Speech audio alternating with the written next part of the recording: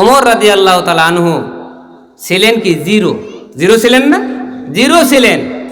ইসলামের বাইরে যে কলেমার বাইরে যে থাকে সে হলো আপনার জিরো, আর যে কলেমার ভিতরে প্রবেশ করে সে হয়ে যায় হিরো। কিসের মাধ্যমে বলেন? যখন কোরআনের কাছে আসছে, বিশ্বনবীর কাছে আসছে, হাদিসের কাছে আসছে, তখন কি হলো? হিরো হয়ে গেছে। কোরআনের কাছে আসার সাথে সাথে যে ওমর, এমন রাগ ওমরের, আসমায় রেজালের ভিতরে আসছে যে ওমর যে পথ দিয়ে হাঁটতো, শয়তান আপনার আর এক পথ দিয়ে হাঁটতো, ওমরের সামনে পড়তো না। এত রাগ ছিল হযরত ওমর ফারুক রাদিয়াল্লাহু তাআলা আনহু। ছিপ ছিপের লোকটা ছিল লম্বা, গায়ে কাহিল, চুল ছিল গুয়া থুবড়ি চুল, চোখ কোকড়া কোকড়া চুল, আর চোখ রাগ হইলে আনারের দানার মতো লাল হয়ে যেত। বিশ্বনবীর হাতে ইসলাম গ্রহণ করলেন, খেলাফতে বসলেন। খেলাফত চালান প্রথম দিনেই খেলাফতে বসে জনগণের সামনে একটা ভাষণ দিলেন যে আমি তোমাদের খাদেম, আমি ওমর খেলাফতে থাকাকালে যদি একটা কুকুর না খেয়ে ওই লোহিত সাগরের তীরে গিয়ে মারা যায়, কিয়ামতের ময়দানে আমি ওমর, আমাকে আল্লাহ প্রশ্ন করবেন যে ওমর খেলাফতে থাকাকালে একটা কুকুর কেন না খেয়ে মারা গেল, আজকে জবাবটা দিয়ে তারপরে সামনের দিকে আগাও। সারাটা রাত জনগণের অবস্থা তিনি দেখেছেন ঘুরে ঘুরে। সারাদিন রাষ্ট্রের কাজ, রাত্র শুরু হলেই ছদ্মবেশে তিনি বের হয়ে যেতেন। একদিনের ঘটনা বলি, তারপরে আমি কোরআনের আয়াতের দিকে যাব। ওমর রাদিয়াল্লাহু তাআলা আনহু মরুভূমির পথ দিয়ে হাঁটছেন। দেখেন মরুভূমির মাঝে একটা তাঁবু, তাঁবুর ভিতরে টিপ টিপ করে একটা বাতি জ্বলছে। খেয়াল আসলো যে এই গভীর রাত, ওখানে বাতি জ্বলে, কোন আস্তে আস্তে পায়ে হেঁটে চলেছেন। যাই দেখে তাঁবুর বাহিরে একটা যুবক, সে কাঁদতেছে, আর তাঁবুর ভিতরে এক মহিলা কান্নাকাটি করতেছে। তখন ওই তাঁবুর বাহিরে যে লোকটা তাকে বলে, ভাই তুমি কান্নাকাটি করো কেন? কি হয়েছে তোমার? এই গভীর রাত তাঁবুর ভিতরে কে কাঁদে আর তুমি বাহিরে? কয় ভাই তোমার কাছে বলে আর লাভ হবে কি? এই মরুভূমির ভিতরে আমার স্ত্রীর প্রসব বেদনা শুরু হয়ে গেছে, এখন আমি দায়ী পাবো কোথায় এই রাত্রে? কোনো পরিচয় দিলেন না। পরিচয় না দিয়ে চলে গেলেন সরাসরি বাড়িতে হযরত ওমর ফারুক। স্ত্রীকে উটের পিঠে চড়াইয়ে সেই মরুভূমিতে চলে গেলেন। মরুভূমিতে গিয়ে তাঁবুর ভিতরে তার স্ত্রীকে প্রবেশ করাই দিলেন। কিছু সময় পরেই তাঁবুর ভিতর থেকে ওই মহিলা ডাক দিয়ে বলছে, আমিরুল মুমিনিন, আপনার বন্ধুকে সংবাদ দেন যে তাকে আল্লাহ রাব্বুল আলামিন একটা পুত্র সন্তান দান করেছে। যখন দায়ের কাজ শেষ হয়ে গেল, বিদায় নেবেন হযরত ওমর ফারুক, তখন ওই তাঁবুর বাহিরে সেই বেদুইন বলতেছে, ভাই ওমর রাদিয়াল্লাহু তাআলা আনহু খেলাফতের আসীন না হয়ে, আমিরুল মুমিনিন না হয়ে যদি আপনার মতো লোক আমিরুল মুমিনিন হতো, তাইলে আমরা আরো খেদমত বেশি পাইতাম। তাহলে এখন দায়ের কাজ যে লোকটা করলো, যে মহিলা, তার জন্য কিছু হাদিয়া? কয় না, হাদিয়ার দরকার হবে না, কয় তা আপনার পরিচয়টা দিয়ে দেন। ও বেদুইন, তুমি নিজের কণ্ঠে তো বললা যে আমি ওমর, মানে আমি যদি খেলাফতে আসি না হই হযরত ওমর খলিফায় বসতো তাহলে ভালো হতো। তোমার সামনে যে লোকটাকে দেখেছো, এই লোকটাই হলো হযরত ওমর। কোরআনের কাছে এসে, হাদিসের কাছে এসে, দ্বীনের কাছে এসে আপনার কত মোলায়েম হয়ে গেছে। তা আপনাদেরকে আমি মনে করি আল্লাহ রাব্বুল আলামিন ওমরকে যেভাবে কবুল করে ওমর ফারুক উপাধি পেয়েছে, আল্লাহ রাব্বুল আলামিন যেন আপনাদের সকলকে ওমরের সাথে নামটা লিখেন, আল্লাহ যেন কবুল করে, সকলে বলেন আমিন। আল্লাহ পাক রব্বুল আলামিন ওমরকে যেভাবে গ্রহণ করে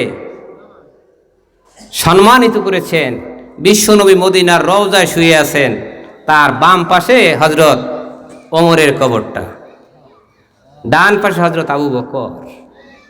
কেন হলো এভাবে? রসুলকে মহব্বত করেছে হযরত আবু বকর, করেছে না? মহব্বত বেশি করেছে, সবচেয়ে বেশি মহব্বত হযরত আবু বকর।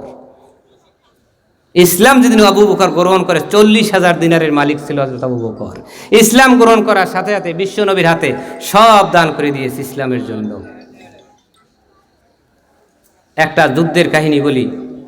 ওমর ফারুক রাদিয়াল্লাহু তাআলা আনহু সাহাবী, আবু বকর, ওসমান, আলী, খাব্বাব, সোয়াইব, এভাবে অনেক সাহাবীরা বিশ্বনবী সাল্লাল্লাহু আলাইহি সাল্লাম সাহাবীদের মাঝে ঘোষণা করলেন, বেলালকে দিয়ে এলান দিলেন, ঘোষণা দিলেন যে বেলাল, আমার যুদ্ধের ময়দানে সরঞ্জামাদি কিনতে হবে। সাহাবীদের মাঝে একটু হাত পেতে পেতে দেখো কি কতটুকু দান করে। সাহাবীরা বেলালের কথা শুনে যার যতটুকু সম্ভব দান করলেন। আবু বকর রাদিয়াল্লাহু তাআলা আনহু কিছু সময় পরে একলা পোটলাই করে কিছু নিয়ে এসো, ইয়া রাসূলুল্লাহ, আমার সংসারে যা ছিল সব আমি আপনার জন্য, আপনার মহব্বতে এগুলো নিয়ে এসেছি। বাড়ি গিয়ে যখন আবু বকর বললেন যেভাবে বিশ্বনবী কিছু সম্পদ চেয়েছেন, আবু বকরের স্ত্রী তার যে পরিহিত কাপড়টা ছিল, কাপড়টা আপনার পুরান কাপড়, একটু ছেঁড়াও, এই কাপড়টা দিয়ে ওনার ঘরে ছিল একটা পাটি, খেজুর পাতার একটা পাটি ছিল, সেই পাটিটা পরিধান করে সেই কাপড়টা দিয়ে ঘরে যা কিছু ছিল, কিছু ছাই ছিল, পুরান কাপড় নিয়ে বিশ্বনবীর দরবারে হাজির হয়েছেন। আবু বকরের স্ত্রী বলেছেন যে এই পুরান কাপড়টা নিয়ে যান, জিহাদের ময়দানে যখন সাহাবীদের আহত হবে তখন ব্যান্ডেজ করার জন্য কাপড় লাগবে, আমার এই কাপড়টা কেটে কেটে এখানে সেই ব্যান্ডেজ করার কাজে ব্যবহার করতে পারবে।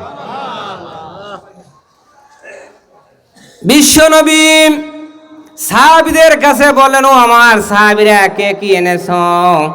হযরত ওমর বলেন, ইয়া রাসূলুল্লাহ, আমার সম্পদের অর্ধেক আমি নিয়ে এসেছি। ওসমান, তুমি কতটুকু নিয়ে এসেছো? হুজুর, আমি আমার সম্পত্তির 12 আনা এনেছি। আলীকে বললেন, আলী কতটুকু এনেছো? ইয়া রাসূলুল্লাহ, 12 বছর বয়সে আমি আপনার হাতে বায়াত গ্রহণ করেছি, ঈমান গ্রহণ করেছি, আমার কোনো বাড়ি ঘর নাই, আমি কি দান করতে পারি? আপনার সাথে জিহাদে যাওয়ার জন্য আমার আছে একটা তরবারি আর আছে একটা হেলমেট। এবার আবু বকরকে ডাক দিয়েছে, আবু বকর তুমি আসো, তুমি কি নিয়ে এসেছো? ইয়া রাসূলুল্লাহ,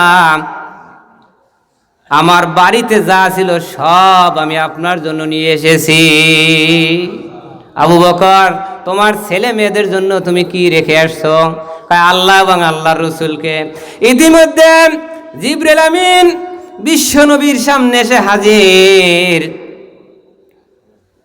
জিবরাইলের গায়ে আপনার সেই খেজুরের পাতার যে পাটি, এগুলো পরিহিত। বিশ্বনবী জিজ্ঞাসা করলেন, ভাই জিবরাইল, তোমার এই অবস্থা কেন? ইয়া রাসূলুল্লাহ, আকাশের দিকে তাকান, আল্লাহ রাব্বুল আলামিনের যত সাহাবী, আল্লাহ রাব্বুল আলামিনের যত ফেরেশতা আসমান এবং জমিনে আছে, সব ফেরেশতারা দেখেন পাটি পরে, তোমার খেজুরের পাতার সেই পাটি পরিহিত।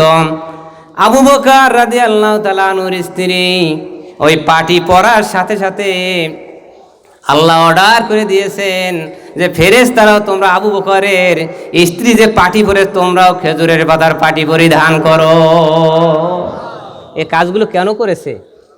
রসুলের মহব্বতে, আল্লাহর মহব্বতে। তা আপনারা এখানে আসছেন কি আল্লাহর মহব্বতে না? আল্লাহর মহব্বতে। এখানে বসলে দুনিয়ার কোনো সম্পদ পাবেন না, পাবেন না, আখিরাতের সম্পদ। তা আল্লাহ রাব্বুল আলামিন আমাদের যেখানে বসার সুযোগ করে দিলেন, আল্লাহ কবুল করলেন। কিয়ামতের ময়দানে আল্লাহ পাক রব্বুল আলামিন যেন আমাদের সকলকে জান্নাতের, যদি একটা ছোট জান্নাতটাও হয়, ওই জান্নাতে যেন এভাবে আমার বসার মতো সুযোগ করে দেন। সকলে বলেন আমিন।